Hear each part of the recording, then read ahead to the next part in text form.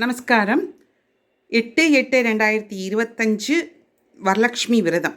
இந்த வரலக்ஷ்மி விரதம் எந்த நேரத்தில் கொண்டாடணும், எப்படி கொண்டாடணும், இது தோன்றிய வரலாறு, இதை பற்றி தான் இன்றைய பதிவில் நாம் பார்க்க போகிறோம். வரலக்ஷ்மி வரங்களை தரக்கூடிய லக்ஷ்மி. லக்ஷ்மி என்பவள் ஐஸ்வர்யங்களை தரக்கூடியவள், சகல சௌபாகியங்களையும் தரக்கூடியவள் மகாலட்சுமி. அந்த லக்ஷ்மியை நமது இல்லத்திற்கு வரவேற்பது தான் வரலக்ஷ்மி விரதம். இந்த வரலக்ஷ்மி விரதத்தை குறித்த விரிவான பதிவை இப்போ பார்க்கலாம். வரலக்ஷ்மி விரதம் ஆவணி மாதம் வரக்கூடிய பூர்வபக்ஷம் அல்லது சுக்லபக்ஷத்துக்கு முதல் வரக்கூடிய வெள்ளிக்கிழமை, முதல்ல வரக்கூடிய அந்த வெள்ளிக்கிழமை. இந்த வருஷம் 2025, இந்த வருஷம் 8/8/2025 வெள்ளிக்கிழமை அன்னைக்கு வருது. அன்றைய தினம் நம்ம வரலக்ஷ்மி விரதம் இருக்கணும். அதுக்கு முதல் தினம் வியாழக்கிழமை இருக்கு இல்லையா, அன்றைக்கே இந்த பூர்வாங்க வேலையெல்லாம் நம்ம பண்ணணும். இந்த வரலக்ஷ்மி விரதம் அப்படின்னாலே ஒரு வாரத்துக்கு மேலே நமக்கு வேலைகள் இருக்கும். என்னென்ன அப்படின்னா, தேவையான பொருட்களை நம்ம முதல்ல எல்லாத்தையும் வாங்கி வச்சுக்கணும். அலங்காரம் பண்ணுற பொருட்கள் இதெல்லாம் இருக்கும். இப்போல்லாம் மிக ஸ்ரத்தையாக பண்ணுறா, மிக அற்புதமாக நிறைய அலங்காரங்கள்லாம் பண்ணுறதுனால நமக்கு நாட்கள் எடுக்கின்றன. இந்த 8/8/2025 வரலக்ஷ்மி விரதத்துக்கு முதல்ல என்ன தேவை அப்படின்னா, இது சில வீடுகளில் முன்னாடி நம்மளுடைய மாமியாருக்கு மாமியார் இப்படி அந்த பரம்பரையாக வரக்கூடிய பூஜை இது. சிலர் வீடுகளில் இது பழக்கம் இல்லாமல் இருக்கும். இந்த முதல்ல வழக்கம் இருக்கிறவங்க என்ன பண்ணுவாங்க அப்படிங்கிறத நான் சொல்லிடுறேன். இந்த வழக்கம் இருக்கிறவங்க இந்த அம்பாளை, அந்த முகம் இருக்கு இல்லையா, வெள்ளி முகம் இருக்கும். சில பேர் வீட்டில் வெள்ளி முகம் இருக்காது. அப்போ என்ன பண்ணுவாங்க அப்படின்னா, ஒரு வெள்ளி செம்போ அல்லது செம்புன்னு சொல்லுவோம் இல்லையா, செம்பு பாத்திரம், சொம்புன்னு சொல்லக்கூடிய அந்த பாத்திரத்தை எடுத்துட்டு, அந்த பாத்திரம் பச்சரிசி, நுனி வாழை இழை, மாவிலை, தேங்காய், நல்ல தேங்காய், மஞ்சள், குங்குமம், பூ, மற்ற வாழை மரம், இதெல்லாம் நம்ம முதல்ல ரெடி பண்ணி வச்சுக்கணும். அப்புறம் பழங்கள், நெய்வேத்தியத்துக்கு எல்லா விதமான பழங்கள், அரிசி மாவு, ஆரத்திக்கு தட்டு, எப்பவும் சொல்லக்கூடிய பூஜை பாத்திரங்கள் எல்லாமே நம்ம வாங்கி வச்சுக்கணும். அருகம்புல் வாங்கி வச்சுக்கணும். இதெல்லாம் வாங்கி வச்சுட்டு நம்ம இப்போ வியாழக்கிழமை அன்றைக்கே இந்த செம்பு பாத்திரம் இருக்கு இல்லையா, அந்த பாத்திரத்தில் நம்ம என்ன பண்ணணும், அந்த அட்சதையை போட்டுக்கணும். அந்த அட்சதை அப்படிங்கிறது என்னென்னா, பச்சரிசி 2 மஞ்சக்கிழங்கு, காயின், அதாவது காசு. இந்த காசுங்கிறது இரும்பில் இல்லாத மாதிரி ஏதாவது வெள்ளி காசோ தங்க காசோ இல்லை நல்ல அந்த செம்பன் காசுன்னு சொன்னோம் இல்லையா, அந்த காசு அதை போடணும். அதில் வெத்தலை பாக்கு அதை போட்டுட்டு நல்ல தேங்காயில் நல்லா ஃபுல்லாக மஞ்சளை தடவி அதன் மேலே மாவிளை வைத்து அந்த மஞ்சள் தேங்காயை வைக்கணும். கீழே என்ன போட்டு வைக்கணும் அப்படின்னா, வாழை இழை போட்டு அதன் மேலே பச்சரிசியை பரப்பி அதற்கு மேலே இந்த சொம்பு, இந்த கலசம் வச்சோம் இல்லையா, இந்த கலசத்தை நம்ம வைக்கணும். அப்படி வச்சுட்டு எங்கே வைக்கணும் அப்படின்னா, கிழக்க பார்த்து வைக்கணும். முன்பு காலத்துல எல்லாம் சுவாமி ரூம் ரொம்ப சின்னதாக இருக்கும், அதனால் ஹாலில் வச்சுட்டுருந்தோம். அந்த கிழக்க பார்த்து வைக்கணும். அந்த கிழக்க பார்த்தோ அல்லது வடக்கு பார்த்தோ நம்ம வைக்கணும். அப்படி அங்கே அம்பாளை முதல்ல வைக்கணும். அம்பாளை வச்சு எல்லாம் தயார் பண்ணிவிட்டு வியாழக்கிழமை அன்னைக்கு, இது வியாழக்கிழமை காலையில் 6 to 7 குருஹோரையில் பண்ணலாம். இல்லை நல்ல நேரம் பார்த்து பண்ணலாம். ராகு காலம் இல்லாமல் நல்ல நேரமாக குளித்து சுத்தபத்தத்தோடு நம்ம பண்ணணும். பண்ணிவிட்டு சாயந்தரம் மாலை வேலை வீட்டில் விளக்கேற்றி வச்சுட்டு வாசல்லேருந்து நம்ம அம்பாளை அழைக்கிறது அப்படிங்கிற ஒரு முறை உண்டு. அம்பாளை வாசல்லேருந்து, வாமா பாக்யாத லக்ஷ்மி பாரம்மா, நீ நம்மம்மா பாக்யாத லக்ஷ்மி பாரம்மா, நீ நம்மம்மா சௌபாக்யாத லக்ஷ்மி பாரம்மா, பாக்யாத லக்ஷ்மி பாரம்மா, நீ நம்மம்மா பாக்யாத லக்ஷ்மி பாரம்மா அப்படின்னு நம்ம அழைக்கணும். அப்படி அம்பாளை அழைச்சின்னு நம்ம எந்த இடத்துல பூஜை பண்ண போகிறோமோ அந்த இடத்துல வச்சுட்டு அன்னைக்கு சாயந்தரம் நெய்வேத்தியம் பண்ணணும். விளக்கேற்றி வச்சு அந்த பண்ணும்போது நெய்வேத்தியத்துக்கு மஞ்சள் பொங்கல் பண்ணணும் பச்சரிசியில். அந்த மஞ்சள் பொங்கலில் தான் நம்மளும் ஸ்வீகரிக்கணும், அதாவது ஏற்றுக்கணும். மஞ்சள் பொங்கல் பண்ணி அதை நெய்வேத்தியம் பண்ணி காமிச்சிட்டு அதை நம்ம சாப்பிட்ணும். அடுத்த நாள் காலையில் 6 to 7 ரொம்ப நல்ல நேரம். ஆனால் சுக்கிரஹோரை வீட்டில் நெய்வேத்தியங்கள்லாம் நம்ம பண்ணணுங்கிறதுனால 8:30லேருந்து 10:30க்குள்ளே முடிச்சிடணும் இந்த வரலட்சுமி விரதத்தை. எப்போவுமே வைதிக முறைப்படி பண்ணணுங்கிறதுனால வெளியிலேருந்து இந்த வைதிகர்கள் சொல்லக்கூடியவர்களை வச்சு பூஜை பண்ணுறது வழக்கம். அப்படி இல்லை நம்மளே பண்ணனாலும் பண்ணிக்கலாம். 4-5 பேர் சேர்ந்து பண்ணுறாந்தாலும் இதை பண்ணிக்கலாம், முறையாக பண்ணலாம். இதுக்கு முறையாக பண்ணும்போது நம்ம என்ன பண்ணணும் அப்படின்னா, முதல்ல பிள்ளையார் பூஜை பண்ணணும். பிள்ளையார் பூஜை எதுக்கு பண்ணுறோம்? எந்தவித தடங்களும் இல்லாமல் எனக்கு இந்த பூஜையை நல்லபடியாக நடத்தி கொடுக்கணும்னு பிள்ளையாரை வேண்டிட்டு முதல்ல பிள்ளையாரை பிடிச்சி வச்சு அருகம்பல் போட்டு பூவை சாற்றி நம்ம தூப தீபாரதனை காட்டி முதல்ல பிள்ளையாருக்கு பூஜை பண்ணிவிட்டு அடுத்து நம்ம இந்த கலசத்தில் இருக்கக்கூடிய அம்பாலை நம்ம பூஜிக்க போகிறோம். இதுக்கு அந்த வாழை மரம் பின்னாடி கட்டி பூக்களால் அலங்காரம், இப்படிலாம் விதவிதமான அலங்காரங்களை நாம் ரொம்ப திருப்தியாக பண்ணுறோம். பூக்கள் அலங்கார மேடைகள் அமைத்து அந்த மேடைகளில் பண்ணுறோம். அந்த காலத்துல எல்லாம் என்ன பண்ணுவா அப்படின்னு கேட்டாக்கா, செவிற்றிலேயே அம்பாளை வரையக்கூடியது இருந்தது. சிலர் வீடுகளில் அம்பாளுடைய முகம் வெள்ளியில் வாங்கி தர முடியாதவா என்ன பண்ணுவா, இந்த தேங்காய் பிடிச்சி வச்சுருக்கோம் இல்லையா, அந்த தேங்காய் அந்த செம்பில் அம்பாளுடைய முகத்தை மஞ்சள் கொண்டு வரைவார்களாம். சில இல்லங்களில் என்ன பழக்கம்னா, அந்த வியாழக்கிழமை அம்பாள் அழைக்கிறோமே அப்போ அம்பாளுக்கு மஞ்சளால் பிடிச்சு கண், மூக்கு, வாய் இதெல்லாம் அம்பாளை உருவகப்படுத்தி அம்பாளுக்கு கண்மை ஏற்றதான். அப்படின்னா கண் திறத்தல், அம்பாளின் கண்ணை திறக்கிறோம் அப்படின்னு அர்த்தமா. மையங்கிறது ரொம்ப மங்களகரமான விசேஷமான ஒரு பொருள். இப்படி அம்பாளை பண்ணிட்டோம் இல்லையா, அம்பாளுக்கு இப்போது பூஜை பண்ண போகிறோம். அம்பாளுக்கு பூஜை பண்ணும்போது அங்க பூஜை அதெல்லாம் பண்ணிவிட்டு கலச பூஜை, முதல்ல அங்க பூஜை பண்ணணும், அப்புறம் கலச பூஜை.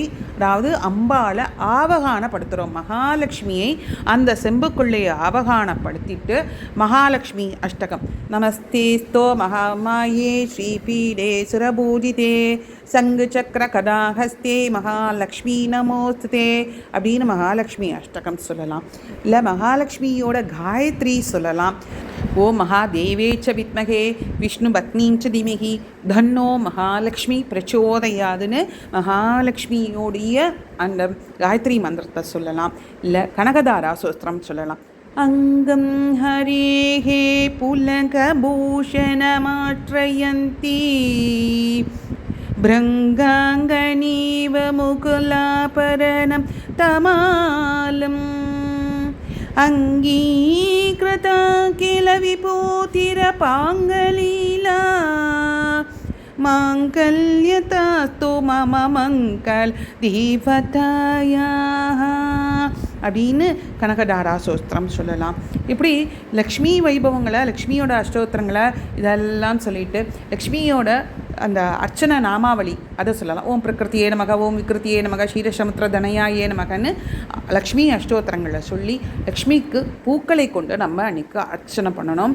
அர்ச்சனை பண்ணிவிட்டு நெய்வேத்தியத்துக்கு நான் ஏற்கனவே சொன்ன மாதிரி பச்சரிசி இட்லி, பச்சரிசி கொழுக்கட்டை, பச்சரிசி மாவில் பண்ண உளுந்து கொழுக்கட்டை, அப்புறம் உளுந்து வடை, பாயசம், பாசிப்பருப்புனாலேயோ தேங்காய் பாயசம் பண்ணி மகா நெய்வேத்தியம் எல்லா பழங்களை கொண்டு நம்ம அன்றைக்கி நெய்வேத்தியம் பண்ணணும். பண்ணிவிட்டு முக்கியமாக சரடு கட்டிக்கணும்.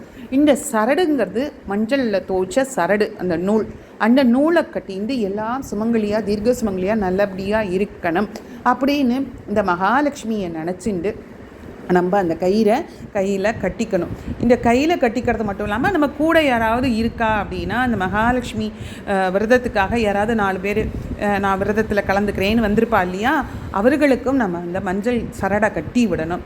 இதை கட்டி விட்டு தூப தீபம் காமிச்சு அதோடு முடிஞ்சது காத்தால பூஜை. சாயந்தரம் என்ன பண்ணுன்னா, அம்மனை வச்சு பாடுறதுன்னு ஒரு பழக்கம் உண்டு.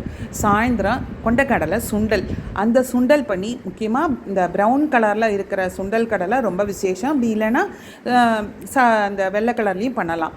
அந்த சுண்டலில் பண்ணி 4 சுமங்கலிகளை, எத்தனை பேர் உங்களுக்கு முடியுமோ சுமங்கலிகளை கூப்பிட்டு அவர்களுக்கு வெத்தலை தாம்பூலம் வைத்து, கன்னியாபொண்ணுங்களுக்கு வெத்தலை தாம்பூலம் கொடுத்து, கண்ணாடி வளையல் இதெல்லாம் கொடுத்து நம்ம அந்த பூஜைக்கு சாயந்தரத்தில் விளக்கேற்றி வச்சு அதை பண்ணணும். அந்த சுண்டலை நெய்வேத்தியமாக கொடுக்கணும். இந்த பூஜை பண்ணுற பெண்கள் அன்றைக்கி விரதம் இருக்கணும். இப்போல்லாம் சிலரால் முடியலைங்கிறதுனால பலகாரம் அந்த பூஜையை முடிச்சுட்டு அந்த நெய்வேத்தியமாக என்ன இருக்கோ அதை தான் நம்ம சாப்பிட்டுக்கணும். அடுத்த நாள் காலையில் புனர்பூஜை. இந்த புனர்பூஜை பண்ணும்போது நமக்கு முடிஞ்ச எது முடிகிறதோ நெய்வேத்தியத்துக்கு அதை பண்ணி அம்பாளுக்கு சமர்ப்பிக்கணும்.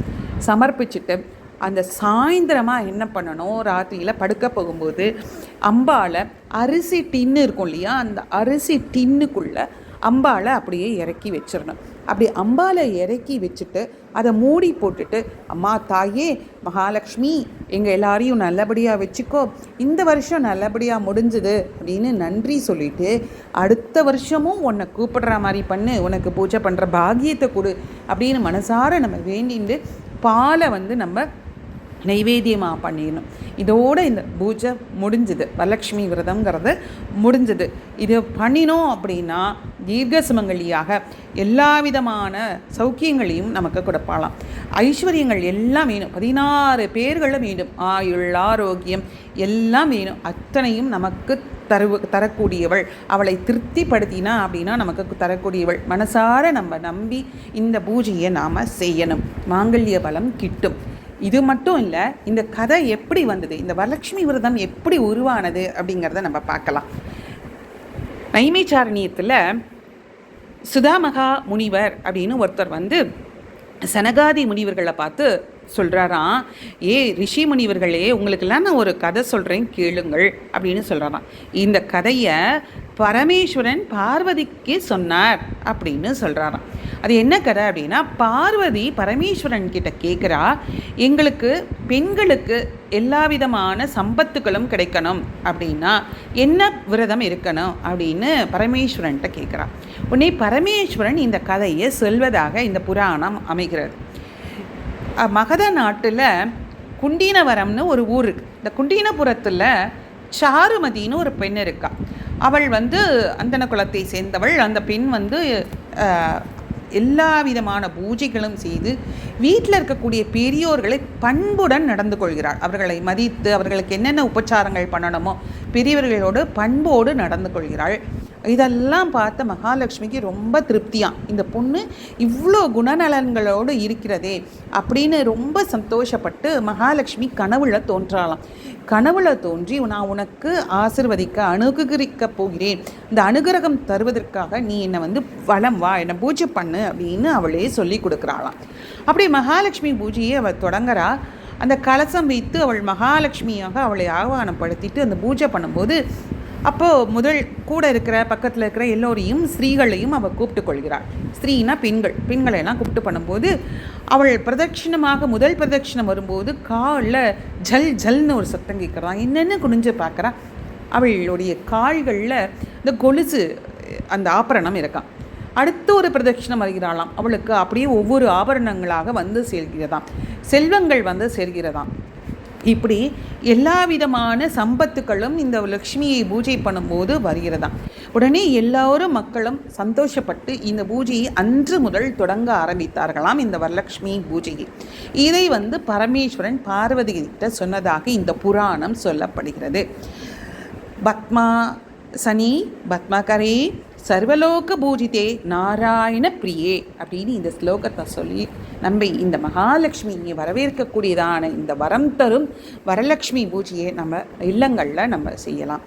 சிலர் கேட்கலாம், எங்கள் வீட்டில் இது பழக்கமே இல்லையே, ஆனால் எனக்கு ஆசையாக இருக்குது, நான் என்ன பண்ணுறது அப்படின்னு கேட்டாக்க, யாராவது எடுத்து கொடுத்து, அதாவது யார் வீட்லையாவது இந்த வரலட்சுமி பூஜை காலமாக செய்து வருவார்கள் இல்லையா, அந்த அவர்கள் வீட்டில் போய் எல்லா சாமான்களும் வாங்கி கொடுத்து அந்த பெரியோர்கள் முன்னிலையில் அங்கே ஒரு தடவை பூஜை பண்ணிவிட்டு அதை எடுத்து நம்ம வீட்டுக்கு அவர்கள் கொண்டு கொடுத்தார்கள் அப்படின்னா அன்று முதல் நாம் இந்த வரலட்சுமி விரதத்தை நாம் கடைபிடிக்கலாம். அந்த விரதம் இருந்து அந்த வருடம் ஃபுல்லாக நமக்கு நல்லது நடக்கும் அப்படிங்கிற நம்பிக்கையோடு அதை ஆரம்பித்து அந்த பூஜையை நாம் பண்ணலாம். இந்த வரலட்சுமி விரதம் வர வெள்ளிக்கிழமை வருது. எல்லோரும் முடிந்த வரை மகாலட்சுமி மனதாரவாது நினைத்து, அந்த பழக்கம் இல்லாதவர்கள் யார் வீட்டுக்கு போயும் நம்ம அந்த பண்ணலாம், அந்த பூஜையை கலந்து கொள்ளலாம். சிலருக்கு ஏதாவது அபரகாரியங்கள், அதாவது தீட்டு வந்திருந்தால் அந்த காரணத்தினால நம்ம பூஜை பண்ண முடியாமல் போனால் நம்ம அடுத்தவர்கள் செய்பவர்கள் வீட்டில் போய் நம்ம கலந்துக்கலாம். ஆனால் இந்த ரொம்ப முக்கியமாக மாமனார் மாமியார் அப்படி இருந்தால், ரொம்ப நெருங்கிய உறவாக இருந்தால் இந்த சரடு கட்டிக்கக்கூடாது.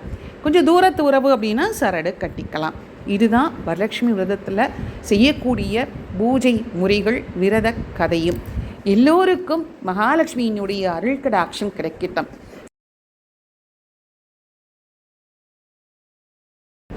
सरजिजनयने सरोजहस्ते धवलतरां शुगगन्धमाल्यशोभे भगवती हरिवल्लभे मनोङ्के त्रिभुवनभूतिहरि प्रसीद मह्यं. மகாலட்சுமியோட அருள் கடாட்சம் எல்லோருக்கும் கிடைக்கட்டும். சர்வஜனோஸ் கி பவந்தோ. நமஸ்காரம்.